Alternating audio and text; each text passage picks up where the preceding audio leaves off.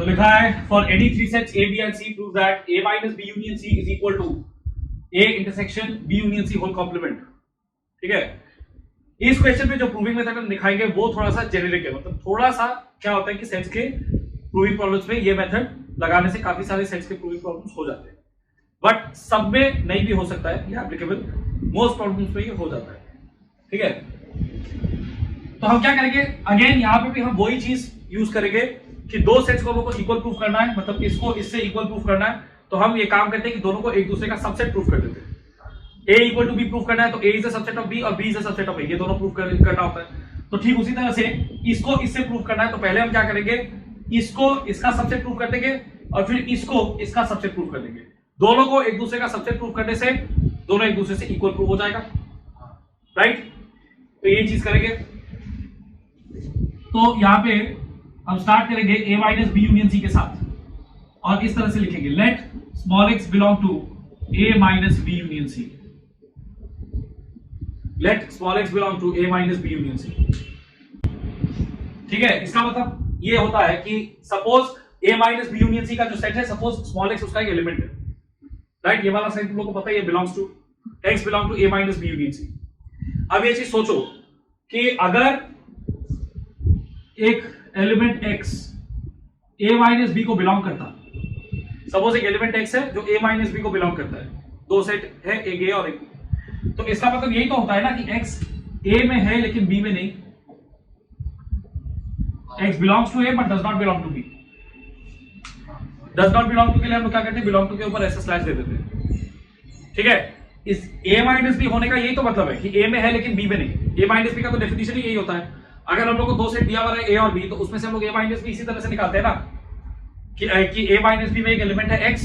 ठीक है, इसका मतलब है कि वो A में है लेकिन B में नहीं, राइट। और A में कोई एलिमेंट होता है और B में नहीं, तभी हम लोग उसको A माइनस बी में डालते हैं। फॉर एग्जाम्पल अगर A वाला सेट है 1, 2 एंड B वाला सेट है 2, 3, तो A माइनस बी क्या होता है, A माइनस बी का मतलब जो A में है लेकिन B में नहीं, मतलब 1। इसका मतलब कि हम ये बोल सकते हैं कि अगर A माइनस बी में कोई चीज है तो फिर वो A में है लेकिन B में नहीं। यही कॉन्सेप्ट को यहां पे हम अप्लाई करेंगे। A minus B union C में कोई एलिमेंट है, मतलब वो A में है लेकिन B यूनियन सी में नहीं, और यहां पे हम फिर लिखेंगे this implies x belongs to A but x does not belong to B union C. x belongs to A but x does not belong to B union सी।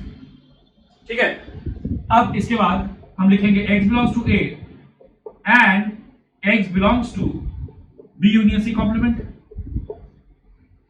अगर B यूनियन सी में नहीं है तो फिर उसके कॉम्प्लीमेंट में होगा, right. यही चीज हम लोग का कॉम्प्लीमेंट का कॉन्सेप्ट है।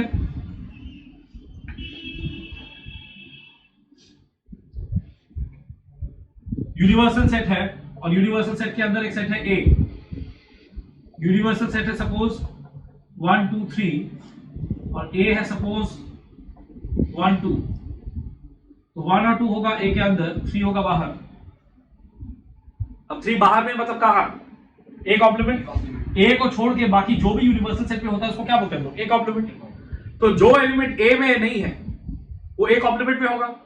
इसका मतलब कि जो B यूनियन सी में नहीं है, B यूनियन सी को बिलोंग नहीं करता, तो वो B यूनियन सी कॉम्प्लीमेंट को बिलोंग करेगा, राइट। अब ये चीज सोचो, x belongs to A and x belongs to B union C complement. इसका मतलब कि A बोल के एक सेट है उसमें भी x है और B यूनियन सी कॉम्प्लीमेंट बोल के एक सेट है उसमें भी x है, तो फिर उन लोग दोनों का जो कॉमन वाला सेट निकलेगा उसमें भी तो x होगा। अगर A और B दोनों में x होता है तो फिर A इंटरसेक्शन B में भी होगा, जो कॉमन वाला सेट निकलेगा उसमें। तो अगर A में है और B यूनियन सी कॉम्प्लीमेंट में भी है, इसका मतलब x will also belong to A intersection B union C complement. ठीक है, यहां पे मैंने बोला था सेट में एंड का मतलब ये कि इसमें भी होगा एंड इसमें भी होगा, तो कॉमन वाले सेट में भी होगा, राइट। इंटरसेक्शन का लॉजिक। तो हम लोग ने कहां से स्टार्ट किया था, हम लोग ने स्टार्ट किया था x belongs to A minus B union C, और हम लोग आ गए x belongs to A intersection B union C complement. मतलब x belongs to left hand side वाला सेट से हमने स्टार्ट किया था, फिर हम लोग आ गए x belongs to right hand side वाला सेट पे। इसका क्या मतलब होता है, इसका मतलब ये कि जो एलिमेंट इसमें होगा वो इसमें भी होगा,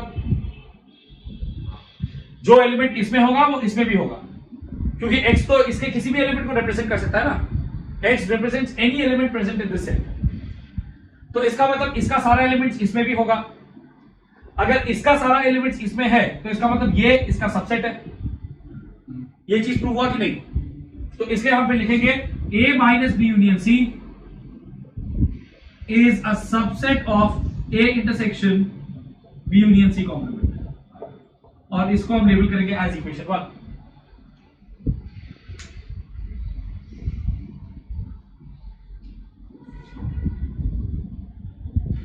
ठीक इसी तरह से हम सेकंड पार्ट करेंगे। हम इस बार स्टार्ट करेंगे राइट हैंड साइड वाले सेट के साथ, और हम लिखेंगे कि सपोज इसका एलिमेंट है y, let y belong to A intersection B union C whole complement. अब इसका देख लो, फिर बाद में लिखना, पहले इसका देखिए। A intersection B union C complement, y उसको बिलोंग करता है, ठीक है। अगर y A के साथ इस सेट के इंटरसेक्शन को बिलोंग करता है, इसका मतलब क्या है? इसका मतलब कि y इसको भी बिलोंग करता होगा और इसको भी बिलोंग करता होगा, तभी दोनों के इंटरसेक्शन को बिलोंग करता है, दोनों के कॉमन वाले सेट को बिलोंग करता है, राइट। अगर दो सेट में होगा तभी तो लोग दोनों के कॉमन वाले सेट में आएगा ना, नहीं तो कैसे आएगा? तो इसका मतलब हम यहां पे लिख सकते हैं this implies y belongs to A and y belongs to B union C whole complement. अब देखो, इसका मतलब है y belongs to A but y does not belong to B union C। अगर B यूनियन C कॉम्प्लीमेंट में है तो फिर B यूनियन C में नहीं होगा, अगर A कॉम्प्लीमेंट में है तो A में नहीं होगा, जो एलिमेंट A कॉम्प्लीमेंट में होगा वो A में नहीं होगा। ठीक उसी तरह से यहां पे होगा, राइट। तो y belongs to A but y does not belong to this. तो अगर A में है लेकिन इसमें नहीं, तो फिर y A माइनस इस सेट को बिलोंग करेगा। A में है और B में नहीं, तो A माइनस B को बिलोंग करता है। तो A में है लेकिन इसमें नहीं, तो A माइनस ये वाला सेट करके जो सेट आएगा उसको y बिलोंग करेगा। समझ में आया? अब देखो, हमने स्टार्ट किया था y बिलोंग्स टू इसके साथ, आ गए y बिलोंग्स टू इसमें, तो इसका मतलब क्या हुआ कि इसका सारा एलिमेंट्स इसमें भी है, तो इसका मतलब ये इसका सबसेट है, राइट। तो इसका मतलब है A intersection B union C complement is a subset of A minus B union C। ये हो गया equation number 2। Now from equation 1 and equation 2 दोनों एक दूसरे का सबसेट है, तो दोनों इक्वल है। तो नंबर 20 वाला क्वेश्चन में लिखा हुआ है prove that for any two sets A and B power set of A intersection B is equal to power set of A intersection power set of B, right. Again हम यहाँ पे वही x वाला method use करेंगे। तो start करते हैं हम, let x belongs to power set of A intersection B, ठीक है। और यहाँ पे x को हम लेंगे कैपिटल X, कैपिटल X हम लेंगे, let capital X belong to power set of A intersection B, ठीक है। नाउ यहाँ पे पहले देख लो, बाद में लिखना, तो पहले देख लो इसको। ए पावर सेट पे हम लोग क्यों कैपिटल X ले रहे हैं? यहाँ पे कैपिटल X हम लोग एक सेट को डिनोट कर रहे हैं एज कैपिटल X, ठीक है। कैपिटल X किसी नंबर का सिंबल नहीं है, सेट का सिंबल है यहाँ पे। क्यों? क्योंकि पावर सेट का मेंबर्स दूसरा सेट ही होता है। तुम लोगों को याद होगा पावर सेट का कॉन्सेप्ट क्या था? सपोज एक सेट है A इज इक्वल टू 1, 2, तो फिर उसके बाद उसका सबसेट्स क्या क्या होता है? एक होता है 5 और एक होता है 1 अकेले, 2 अकेले, और फिर उसके बाद होता है 1, 2 खुद। और यही जो सबसेट्स है इस सेट का, जब इसको हम लोग और एक सेट में डाल देते हैं तब इस सेट को बोला जाता है as power set of A. This is called power set of A. तो किसी भी पावर सेट का मेंबर्स क्या होता है? दूसरा सेट होता है।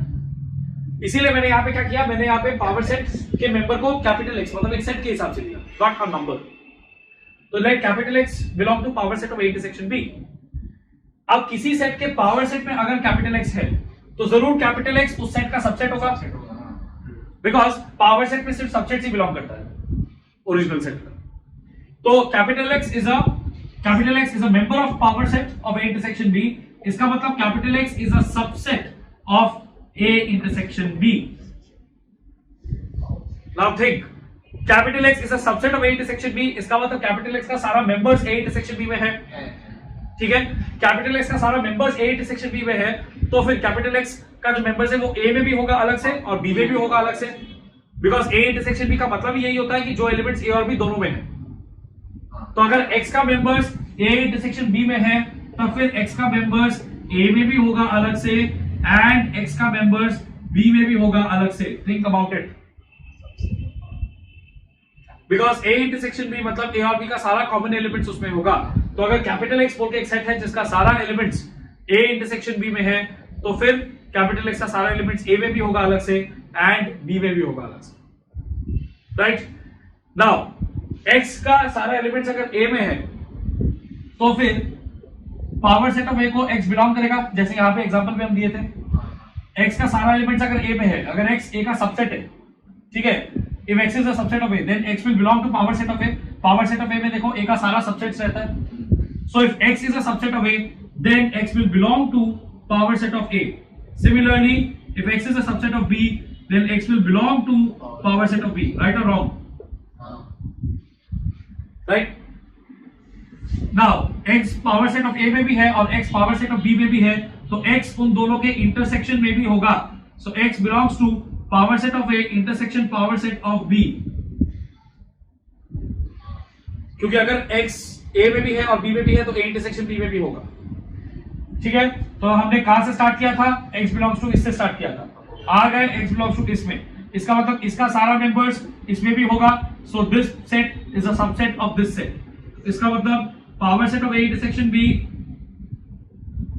is a subset of power set of A intersection power set of B, and ये होगा इक्वेशन 1। अब ठीक उस तरह से हम उल्टा करेंगे। लेट कैपिटल Y बोल के एक सेट है suppose belong to power set of A intersection power set of B। That means कि capital Y power set of A को भी बिलोंग करेगा and capital Y power set of B को भी बिलोंग करेगा, क्योंकि दोनों के इंटरसेक्शन मतलब कॉमन वाले सेट में था।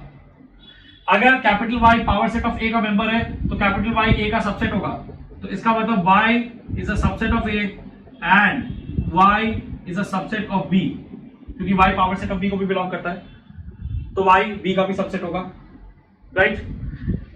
Y A का सबसेट है मतलब Y का सारा मेंबर्स A में है, और Y B का सबसेट है मतलब Y का सारा मेंबर्स B में भी है, तो Y का सारा मेंबर्स A इंटरसेक्शन B में भी होगा। देखो एकदम इसका ठीक उल्टा सीक्वेंस चल रहा है।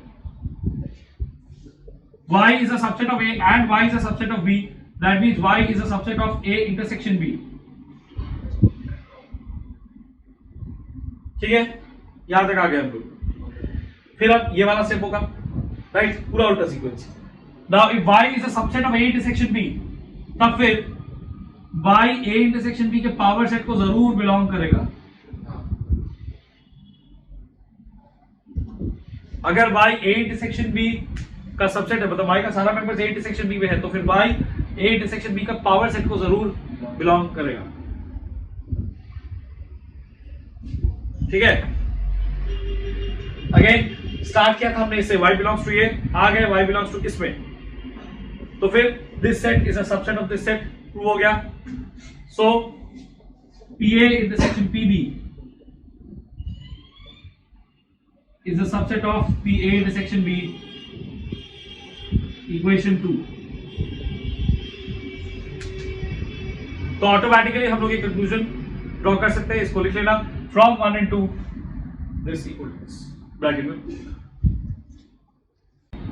और तुम लोग को उसको घर पे करना है होमवर्क के हिसाब से। 21 में देखो क्या लिखा हुआ है, if A and B are sets then prove that A minus B, B minus A intersection B are pairwise disjoint, pairwise disjoint,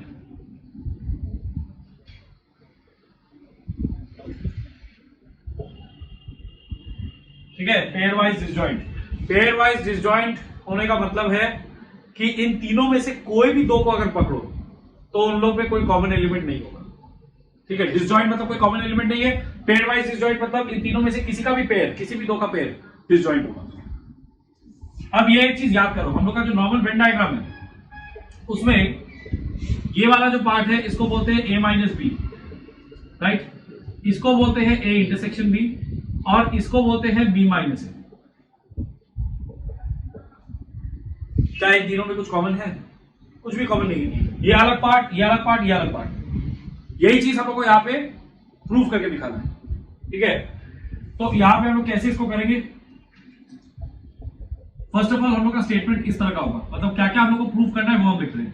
एक तो A माइनस बी और B माइनस ए का इंटरसेक्शन फाई है, मतलब उन लोग पे कोई कॉमन एलिमेंट नहीं है, ये प्रूफ करना है। फिर a माइनस बी के साथ हम लोग को यही चीज a इंटरसेक्शन b के लिए प्रूफ करना है कि इन लोग दोनों में भी कोई कॉमन एलिमेंट नहीं है, मतलब इन लोग का इंटरसेक्शन भी फाई है। उसके बाद b माइनस a और a इंटरसेक्शन b का भी हम लोग को प्रूफ करना है कि उन लोग के बीच में भी कोई कॉमन एलिमेंट नहीं है, मतलब इन लोग दोनों का इंटरसेक्शन भी फाई है। ये तीन चीज को प्रूफ करना है। हाँ, ये तीन चीज हम लोग को प्रूफ करना है। अब एक का एग्जांपल हम देते हैं, सपोज लास्ट वाला b माइनस a और a इंटरसेक्शन b, ठीक है। लेट्स से लास्ट वाला हमको प्रूफ करना है, तो हम ऐसे स्टार्ट करेंगे, let small x belong to b minus a। अगर b माइनस a को बिलोंग करता है इसका मतलब क्या है कि b को बिलोंग करता है बट a को नहीं बिलोंग करता, राइट। तो फिर हम बोलेंगे x belongs to b and x does not belong to a, and यहाँ पर जो भी x does not belong to a, right. अब अगर b को बिलोंग करता है लेकिन a को नहीं, तब फिर क्या a इंटरसेक्शन b को बिलोंग करेगा? कैसे करेगा? b को बिलोंग b में है लेकिन a में नहीं, तो a इंटरसेक्शन b में नहीं जाएगा ना। तो इसका मतलब x does not belong to a intersection b, sir इसका मतलब इंटरसेक्शन भी 5 हो गया, राइट। तो जो एलिमेंट इसमें है वो एलिमेंट इसमें नहीं है, b माइनस a में है बट a इंटरसेक्शन b में नहीं है। तो इन दोनों का इंटरसेक्शन क्या होगा फिर? 5। जो भी इस सेट में है वो इस सेट में नहीं है, राइट। मतलब ये दोनों का कोई कॉमन एलिमेंट्स नहीं है। दैट मींस नेक्स्ट स्टेटमेंट हमारा होगा कि b minus a intersection a intersection b is equal to 5। तो तीनों में से एक हो गया, बाकी दोनों भी वैसे ही करना, ऐसे लॉजिकली सोच के। 18 में सबसे पहले लिखा हुआ है late a and b be two sets, उसके बाद if a intersection x is equal to b intersection x equal to 5, तो a intersection x equal to b intersection x equal to 5 ये हम लोग को दिया हुआ है।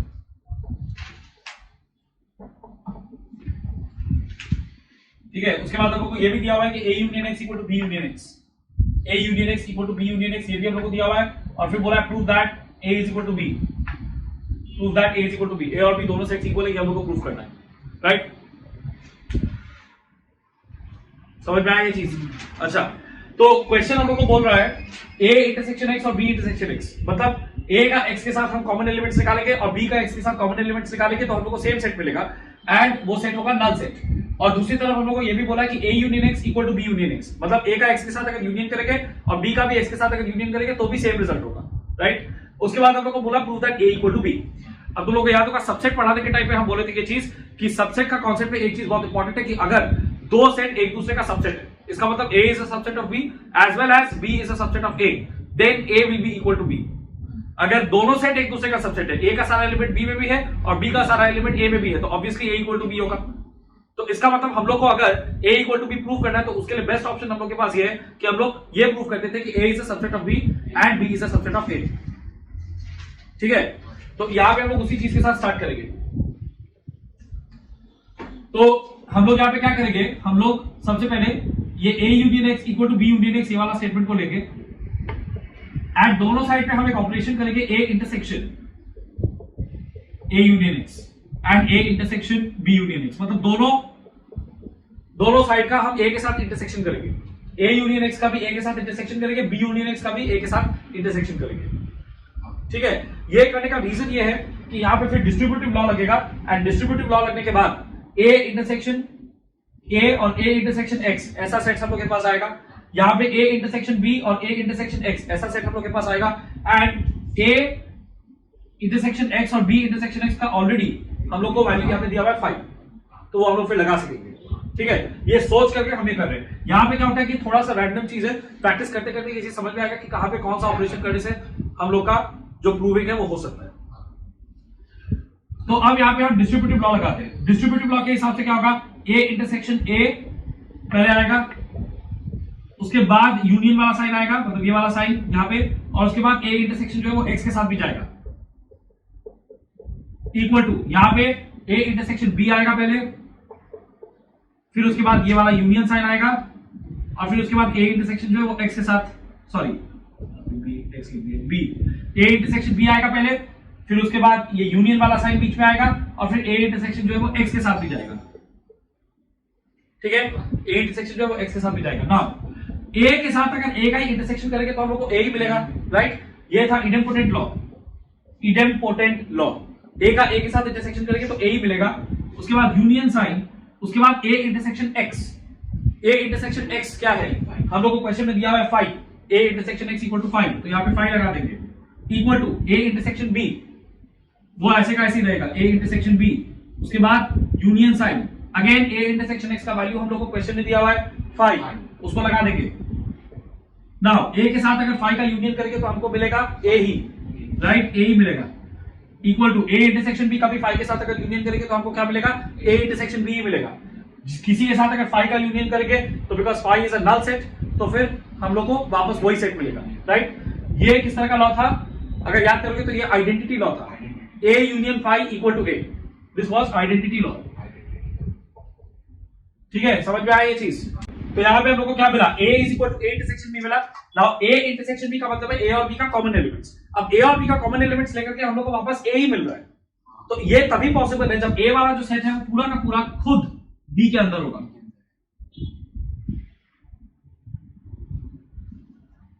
राइट, a और b का कॉमन पूरा का पूरा a है, इसका मतलब कि a इंटरसेक्शन b करने से वापस हम लोग को a मिलेगा। तो a और b का पूरा कॉमन जो है वो a ही है, दैट मींस a b के अंदर होगा, a b के अंदर होगा, तभी ये पॉसिबल है कि a और b का पूरा जो कॉमन पार्ट है वो a होगा। तो a intersection b equal to a, ठीक है। तो इसका मतलब, अब इस डायग्राम का मतलब क्या है, a अगर b के अंदर है that means a is a subset of b, right, a b का सबसेट है, ये हो गया इक्वेशन नंबर 1। तो a is a subset of b हम लोग का प्रूव हो गया। ठीक इसी तरह से हम लोग क्या करेंगे, b is a subset of a prove करेंगे, और फिर उसके बाद हम लोग बोलेंगे from equation 1 and equation 2 we have a equal to b। अब उसको कैसे करेंगे, तो अगेन यहां पे हम क्या करेंगे, a union x equal to b union x, ये वाला जो आइडेंटिटी हम लोग को क्वेश्चन में दिया है इसको फिर से लेंगे।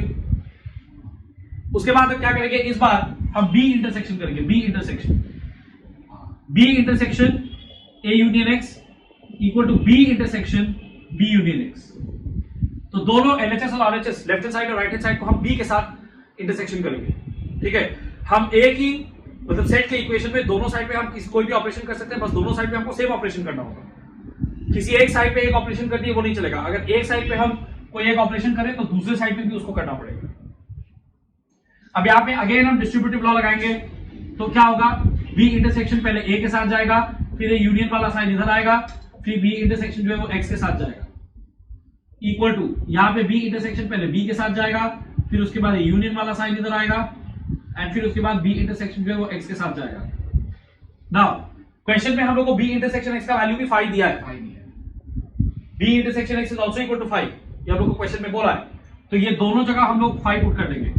तो b intersection a union 5 is equal to b intersection b करने से b ही आएगा, idempotent law, union b intersection x is again 5. Now b intersection a equal to b intersection a के साथ हम 5 का यूनियन करेंगे, किसी भी सेट के साथ 5 का यूनियन करेंगे तो वापस हमको वही सेट मिलेगा। तो b इंटरसेक्शन a यूनियन 5 होगा b इंटरसेक्शन a, और b यूनियन 5 करने से वापस हमको b ही मिलेगा। Again b intersection a is equal to b, b और a का कॉमन लेने से हमको b मिला, राइट, यही स्टेटमेंट का मतलब है ना, b और a का कॉमन लेने से हमको b मिला, a और b दोनों का कॉमन लिए और हमको b मिल गया।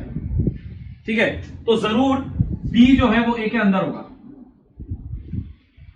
b और a दोनों का कॉमन अगर पूरा b ही है तो इसका मतलब जरूर b जो है वो a के अंदर होगा। नाउ b अगर a के अंदर होगा तो इसका मतलब b is a subset of a, ये इक्वेशन 2, और फिर उसके बाद हम लिखेंगे from equation 1 and equation 2, from equation 1 and 2 a equal to b, bracket में प्रूव्ड, यानी कि a is a subset of b and b is a subset of a, ये दोनों को अगर हम वर्कआउट करेंगे तो फिर एक साथ हमको मिलेगा a इक्वल टू b।